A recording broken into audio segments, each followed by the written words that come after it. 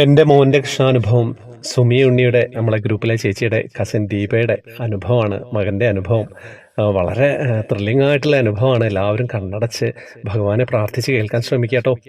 ഹരേ കൃഷ്ണ. നമ്മുടെ ഉണ്ണിക്കണ്ണൻ മകൻ്റെ കൂടെ നിന്ന് സഹായിച്ച ഒരു അനുഭവമാണ് ഞാനിവിടെ പങ്കുവെക്കുന്നത്. ശ്രീകാന്ത് സാറിൻ്റെ വോയിസിലൂടെ കേൾക്കണമെന്നാണ് ഞാൻ വിചാരിച്ചത്. കുറച്ച് നാൾ മുമ്പ് ഞാനിത് റെക്കോർഡ് ചെയ്തു വെച്ചു. പക്ഷേ ഞാൻ അപ്പോൾ നടക്കാത്ത കാര്യം പറഞ്ഞു, അതുകൊണ്ട് അയച്ചു കൊടുത്തില്ല. കുറേ കഴിഞ്ഞപ്പോൾ ശ്രീകാന്ത് സാറ് പറഞ്ഞു, അനുഭവങ്ങൾ ടൈപ്പ് ചെയ്തോ എഴുതിയോ വിട്ടാൽ മതിയെന്ന്. ഞാൻ തന്നെ പറഞ്ഞോളാം, ചിലരുടെയൊക്കെ വോയിസ് കേൾക്കാൻ പറ്റില്ല എന്ന് പറഞ്ഞു കേട്ടോ. സാറ് പറയുന്നത് കേൾക്കാൻ ആഗ്രഹിച്ചിരുന്ന എനിക്ക് എന്തായാലും സന്തോഷമായി. എൻ്റെ മകന് ഇപ്പോൾ 21 വയസ്സായി. +2 കഴിഞ്ഞ് ഡിഗ്രിക്കൊന്നും ചേർന്നില്ല. ഡിഫൻസിൻ്റെ ജോബായിരുന്നു താല്പര്യം. അതിൻ്റെ കോച്ചിങ്ങിനാണ് പോയത്. സമയം കടന്നു പോയിക്കൊണ്ടിരിക്കുകയാണ്. പല ഭാഗത്തു നിന്നുള്ള കുറ്റപ്പെടുത്തലുകൾ. ഡിഗ്രിക്ക് ചേർന്നില്ല, വെറുതെ ഇരിക്കുകയാണ് എന്ന് പറഞ്ഞു. +2 നല്ല മാർക്കുണ്ടായിരുന്നു. സയൻസ് ഗ്രൂപ്പാണ് എടുത്തത്. വെളുപ്പിനാണ് ട്രെയിനിങ്, പിന്നെ ഓൺലൈനിൽ ക്ലാസ്സാണ്. വെളുപ്പിന് പോയാൽ ഒരു 10 മണിയോടെ വീട്ടിലെത്തും. മറ്റുള്ളവർ കാണുമ്പോൾ മോൻ വീട്ടിലിരിക്കുകയാണ്, പിന്നെ വേറെ ഒന്നിനും പോണില്ല. കുറേ കുത്തുവാക്കുകൾ ഞാനും കേട്ടിട്ടുണ്ട്. പക്ഷേ തളർന്നില്ല. അങ്ങനെ 2024 ഏപ്രിലിൽ ആർമി NAയുടെ എക്സാം മോൻ എഴുതിയിട്ടോ. എക്സാമിൻ്റെ റിസൾട്ട് മെയ്യിൽ വന്നു. മോൻ പാസ്സായി. CBSE സ്കൂളിലാണ് മോൻ പഠിച്ചത്. അവിടെ സ്പോർട്സിന് പ്രാധാന്യമില്ലാത്തത് കൊണ്ട് തന്നെ മോൻ ഓടാനായിട്ട് ഇത്തിരി ബുദ്ധിമുട്ടായിരുന്നു. നല്ലൊരു ട്രെയിനറിൻ്റെ കയ്യിലാണ് മോനെ ഭഗവാൻ എത്തിച്ചത്. അതാണ് ഏക പ്രതീക്ഷ. നവംബർ 11-ാം തീയതി ആയിരുന്നു ഫിസിക്കൽ. ഡേറ്റ് കഴിവതും എല്ലാ മാസങ്ങളിലും ഗുരുവായൂർ പോയി കണ്ണനെ കാണാറുണ്ട്. അപ്പോൾ അവിടുന്ന് ഒരു ചെറിയ ഗുരുവായൂരപ്പൻ്റെ വിഗ്രഹം വാങ്ങിച്ചിരുന്നു.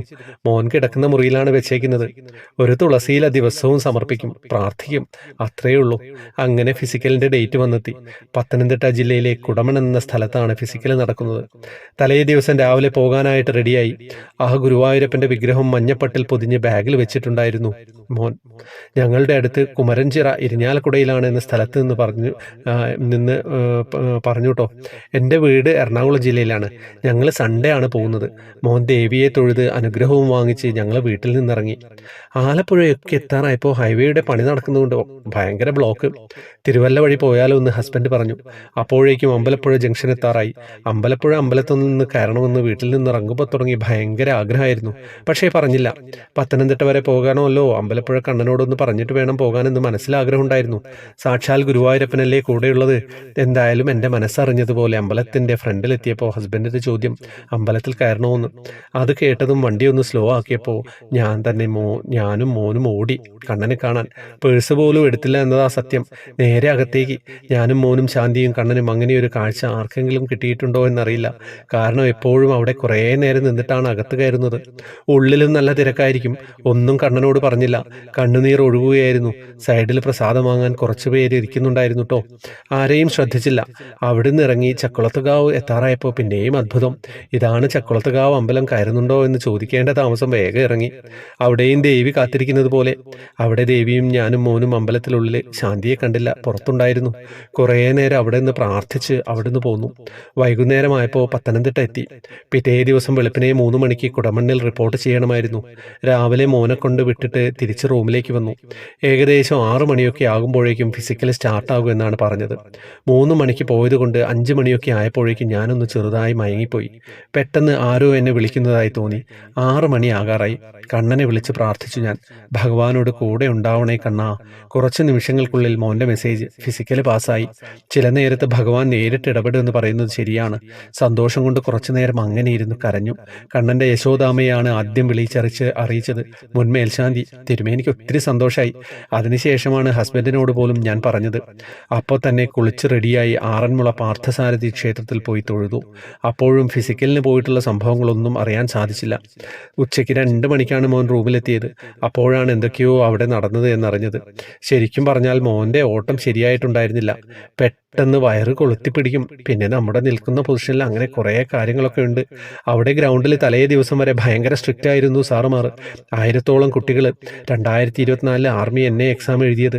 അതിൽ 84 കുട്ടികൾ മാത്രമാണ് 2ാം ഘട്ടമായ ഫിസിക്കലിലേക്ക് കടന്നത്. 1600 മീറ്റർ 5.45 മിനിറ്റിൽ ഓടിയെത്തണം. ഇതിനു മുമ്പത്തെ തവണ ഓട്ടത്തിന് ചെറിയ സെക്കൻഡിലാണ് ഫെയിലായത്. അതുകൊണ്ട് തന്നെ കുറേ അധികം ടെൻഷൻ ഉണ്ടായിരുന്നു. എല്ലാവരും ജയിക്കാൻ വേണ്ടിയാണ് ഓടുന്നതെങ്കിലും ചിലർ തോൽപ്പിക്കാൻ ശ്രമിക്കും. ഓടുമ്പോൾ പിറകിൽ നിന്ന് വലിക്കും, ഇടങ്കാലിട്ട് വീഴ്ത്തും, ഓവർടേക്ക് ചെയ്യാൻ സമ്മതിക്കില്ല. സാധാരണ റാലി 200 പേരൊക്കെയാണ് ഓടുന്നത്. ഇത് 84 കുട്ടികൾ മാത്രമേ ഉള്ളൂ. അതുകൊണ്ട് കുറച്ച് എളുപ്പമായി. ആള് കുറഞ്ഞാൽ തടസ്സങ്ങൾ കുറവായിരിക്കും. എന്നാലും ഫ്രണ്ടിൽ നിന്നാലേ ആദ്യം മുതൽ ലീഡ് പിടിച്ച് ഓടാൻ സാധിക്കുള്ളൂ. ബാഗും സർട്ടിഫിക്കറ്റും ട്രാക്കിന്റെ സൈഡിൽ പതിയെ വെച്ച് ഗുരുവായൂരപ്പൻ ബാഗിലുണ്ടേ. എതിർവശത്ത് സ്റ്റാർട്ടിംഗ് പോയിന്റിൽ ആദ്യം എത്തിയാൽ ഫ്രണ്ട് റോ ഉറപ്പ്. എന്നാൽ മോൻ എത്തിയത് 3ാമത്തെ റോയിൽ. സ്റ്റാർട്ടിംഗ് പോയിന്റിൽ നിന്നാൽ അപ്പോൾ തന്നെ വിസിലടിച്ച് റേസ് തുടങ്ങും. ഫ്രണ്ടിലുള്ള 15ഓളം കുട്ടികളെ കവർ ചെയ്താലേ നമ്മുടെ സ്പീഡിൽ തടസ്സങ്ങളില്ലാതെ ഓടാൻ സാധിക്കൂ. അതുമാത്രമല്ല, വാമപ്പും ചെയ്തിട്ടില്ല. പ്രാക്ടീസ് ചെയ്യുമ്പോഴും വാമപ്പ് ചെയ്ത് ശീലിച്ചത് കൊണ്ട് അങ്ങനെ ചെയ്താലേ മാക്സിമം എഫേർട്ട് ഇട്ട് ഓടാൻ സാധിക്കുള്ളൂ. ഇനി എന്ത് ചെയ്യുമെന്ന് ആലോചിച്ച് വിഷമിച്ചു നിന്നു. അവിടെയാ നമ്മുടെ ഗുരുവായൂരപ്പൻ സാറിന്റെ രൂപത്തിൽ വന്നത്. മോന്റെ ഓട്ടത്തിന് മുമ്പ് ഒരു പൂജാരി പോസ്റ്റായിരുന്നു. ഒരാൾ മാത്രമേ ഉണ്ടായിരുന്നുള്ളൂ. അവരുടെ ടൈം 8:30 ആയിരുന്നു. പക്ഷേ അയാൾക്ക് എത്താൻ സാധിച്ചില്ല. ഫെയിലായി. പരിചയമില്ലാത്ത ഗ്രൗണ്ടും നല്ല തണുപ്പും വെളുപ്പിനുമാണ്. തലേ ദിവസം വരെ അഗ്നിവീറിന്റെ ടെസ്റ്റാണ് നടന്നിരുന്നത്. അതിലുള്ള കുട്ടികൾക്ക് വാമപ്പ് ചെയ്യുന്നതിനോ ഗ്യാപ്പ് ഇട്ട് നിൽക്കാനോ സമ്മതിച്ചില്ല. പക്ഷേ മോന്റെ ജോബ് പെർമനന്റ് ആയതുകൊണ്ട് മറ്റേയാൾ ഫെയിൽ ആയതിനാലും കോർഡിനേറ്റർ അവരോട് വാമപ്പ് ചെയ്യാൻ പറഞ്ഞു. അതെങ്ങനെയെന്നോ സ്റ്റാർട്ടിംഗ് ലൈനിന്റെ പിന്നിലേക്ക് മാറി നിന്ന് ചെയ്യാൻ പറഞ്ഞു. അത് കേട്ടതും മുന്നിൽ നിന്ന കുട്ടികളെല്ലാം പിന്നിലേക്ക് പോയി. ആ ഗ്യാപ്പിൽ മോൻ ഫ്രണ്ട് റോയിൽ സ്ഥാനം പിടിച്ചു. അവിടെ നിന്ന് വാമപ്പും ചെറിയ എക്സസൈസും ചെയ്തു. കുറച്ച് സമയം കിട്ടി. 6 മണിക്ക് സ്റ്റാർട്ട് ചെയ്തു. 2 റൗണ്ട് ലീഡ് നേടിയ ശേഷം മോന്റെ പേസിൽ ഓടാൻ തുടങ്ങി. ഇപ്പോൾ വീഴും, തലകറങ്ങുമെന്ന ചിന്തകൾ തുടങ്ങി. അപ്പോൾ മനസ്സിലേക്ക് അച്ഛൻ അമ്മയുടെ മുഖമോടി വന്നു. പിന്നെ ഒന്നും ആലോചിച്ചില്ല. ഭഗവാനെ കൂടെ ഉണ്ടാവണേ എന്ന് പ്രാർത്ഥിച്ചു. ഒറ്റ ഓട്ടം. കഴിഞ്ഞ പ്രാവശ്യം പറ്റാതിരുന്നത് അവസാന റൗണ്ടാണ്. ശരീരവും മനസ്സും തളർത്തുന്ന ആ റൗണ്ട്. ഇതുവരെ പറ്റാതിരുന്ന ആ ലക്ഷ്യം കൺമുന്നിൽ തന്നെയുണ്ട്. അപ്പോഴിതാ ഭഗവാൻ വീണ്ടും പോലീസിന്റെ രൂപത്തിൽ ഓടടാ, സ്പീഡിൽ ഓടിയാൽ നിനക്ക് കിട്ടും എന്നുറക്കെ വിളിച്ചു പറയുന്നു. അത് കേട്ടതും എവിടുന്നോ ഒരു എനർജി. പിന്നെ ഓടിയതും ജയിച്ചതും ഒന്നും ഓർമ്മയില്ല. ബോധം വന്നത് ഹൈറ്റ് അളക്കുന്ന സ്റ്റാൻഡ് തലയിൽ തട്ടിയപ്പോഴാണ്. ഗുരുവായൂരപ്പൻ കൈപിടിച്ച് ഓടിച്ച് 5.5 മിനിറ്റിനുള്ളിൽ ഫിനിഷിംഗ് പോയിന്റ് എത്തിച്ചു. എൻ്റെ കണ്ണാ, മോനിത് വന്ന് പറഞ്ഞപ്പോൾ ഭഗവാനെ എന്ത് പറയണമെന്നറിയില്ലായിരുന്നു. പിറ്റേ ദിവസം മെഡിക്കൽ. അന്നും വെളുപ്പിനെ മോനെ കൊണ്ടാക്കി. ഞങ്ങൾ കൊട്ടാരക്കര ഗണപതിയുടെ അടുത്ത് പോയി. മെഡിക്കലിൽ തലമുടി മുതൽ കാൽ വരെ നഖം വരെ പരിശോധിക്കും. അവിടെയും ഭഗവാൻ കൂടെയുണ്ടായി. റീമെഡിക്കൽ വരാതെ പാസ്സായി. മെഡിക്കലും ഫിസിക്കലും പാസ്സായി. അടുത്തത് മെറിറ്റ് ലിസ്റ്റ് വരണം. NCCയിലുണ്ടെങ്കിലും അച്ഛൻ ആർമിയിലാണെങ്കിലും ഗ്രേസ് മാർക്ക് കിട്ടും. ഇത് രണ്ടും മോനില്ല. പിന്നെ നമ്മൾ എഴുതിയേക്കുന്ന എക്സാം, ഫിസിക്കലിൻ്റെ മാർക്ക്, മെഡിക്കലിൻ്റെ മാർക്ക്, ഇതെല്ലാം നോക്കിയാണ് ലിസ്റ്റ് വരുന്നത്. ഇതിൽ ഞാൻ നേരത്തെ ഒരു കാര്യം പറഞ്ഞു. ഫെബ്രുവരിയിലാണ് ഞാനിത് റെക്കോർഡ് ചെയ്ത് വെച്ചത്. മോൻ്റെ റിസൾട്ട് മാർച്ച് പകുതിയോടുകൂടിയാണ് വന്നപ്പോൾ ഒരേ റോൾ നമ്പർ, അതായത് കാലിക്കറ്റ് ARO, ട്രിവാൻഡ്രം AROയിൽ നിന്നും ഒരേ നമ്പറിൽ 2 ആൾ പാസ്സായി. എറണാകുളം ജില്ലയിൽ നിന്നും ഒരാൾ മാത്രം. തിരുവനന്തപുരം AROയുടെ 7 പേരിൽ ഒരാളാകാൻ ഗുരുവായൂരപ്പൻ്റെ കാരുണ്യം കൊണ്ട് മാത്രമാണ് സാധിച്ചത്. കൃഷ്ണ, 7 വർഷത്തോളമായി എറണാകുളം ജില്ലയിൽ നിന്ന് ഒരാൾ NA പോസ്റ്റിലേക്ക് വന്നിട്ട് അതിനും ഒരു ഭാഗ്യം നമ്മുടെ ഗുരുവായൂരപ്പൻ തന്നെ പറഞ്ഞു വന്നത്. ഞാൻ നേരത്തെ പറഞ്ഞില്ലേ റെക്കോർഡ് ചെയ്ത് വെച്ച കാര്യം. അതിൽ ഞാൻ പറഞ്ഞിട്ടുണ്ടായിരുന്നു മോനിപ്പോൾ ലക്നൌവിലാണെന്ന്. അത് ഞാൻ മെറിറ്റ് ലിസ്റ്റ് വരുന്നതിന് മുന്നാണ് പറഞ്ഞത്.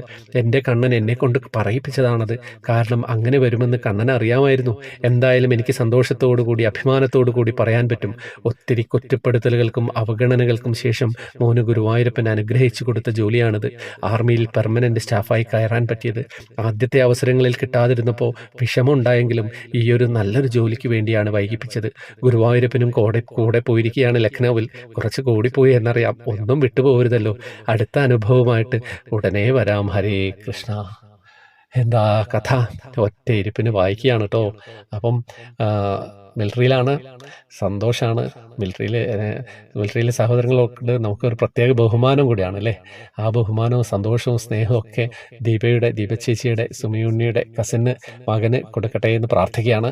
അപ്പോൾ എല്ലാവരിലേക്ക് എത്തിക്കാട്ടോ. കമൻറ്റ് ചെയ്യുക, ലൈക്ക് ചെയ്യുക, ഷെയർ ചെയ്യുക. ഒരു മഴ പെയ്ത് തോർന്ന മാതിരി ഉണ്ടായിരുന്നു അല്ലേ അനുഭവം.